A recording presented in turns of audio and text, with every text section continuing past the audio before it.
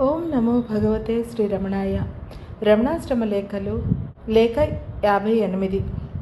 సర్వసమత్వం.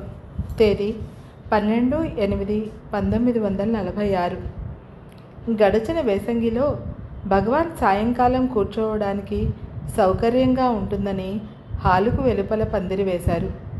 ఆ పందిరికి పడమటి వైపున వట్టివేళ్ల తడికలు కట్టి తడికలు నానుకొని భగవాన్లకు సోఫా వేసేవారు. సాయంత్రం ఆ సోఫాకు తూర్పు దిశగా పురుషులంతా కూర్చుంటే భగవాన్ దక్షిణాభిముఖులై దక్షిణామూర్తి వలె కూర్చుండేవారు.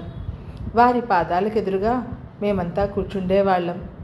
మా దృష్టి సూటిగా ఉంటే భగవతార్పితారవింద దర్శనం, పక్కకు తిరిగితే చక్కని పూదోట, పైకి తిప్పితే అరుణాచల శిఖర దర్శనం.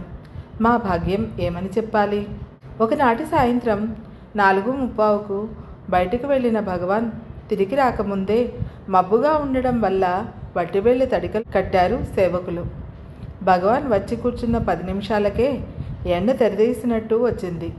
సాయంకాలపు ఎండ అయినప్పటికీ వేసవి కావడం వల్ల అందరిపైన వేడి సోకి రవంత కష్టం కలిగించింది. పైబట్ట అయినా లేని భగవాన్ మీద ఆ ఎండ పడితే చూసి సహించలేక సేవకులలో ఒకరైన వైకుంఠవాసి అనేవారు భగవాన్ వెనుక ఉన్న తడికలు దింపారు. భగవాన్ చూడలేదని వారి తలపు. వేదపారాయణ జరుగుతుండడం వల్ల భగవాన్ చూడనట్టే ఊరుకున్నారు. పారాయణం ముగియడంతోనే అందుకున్నారిక చిరాకుతో. చూడండి వీరి చేష్టలు, నా పక్కన ఉన్న తడికలు మాత్రం దింపారు. మిగతా వారంతా మనుషులు కారు కాబోలు. స్వామికి మాత్రం ఎండ తగలకూడదు, మిగతా వారందరికీ తగిలినా పర్వాలేదు, స్వామికి మాత్రం ప్రత్యేకం. ఇలాగైతేనేం స్వామిత్వం నిలబడుతున్నారు. పాపం ఇలాగుంటే కానీ స్వామి కాదు కాబోలు. ఎండ తాకకూడదు, గాలి సోకకూడదు, వెలుతురు చూడకూడదు, కదలకూడదు, మెదలకూడదు, కాళ్ళు చేతులు ముడుచుకొని సోఫా మీద కూర్చోవాలి. ఇది స్వామిత్వం. దీనికేం లోపం వస్తుందని ఇందరిలోనూ నన్ను ప్రత్యేకించి చూపిస్తూ స్వామిత్వం నిలబడుతున్నారు ఎలాగో అన్నారు భగవాన్.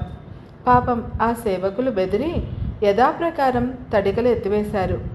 సంజకెంజాయలు భగవాన్ పైకి సోకి కనుల కింపుతో కలిసిపోయినవి.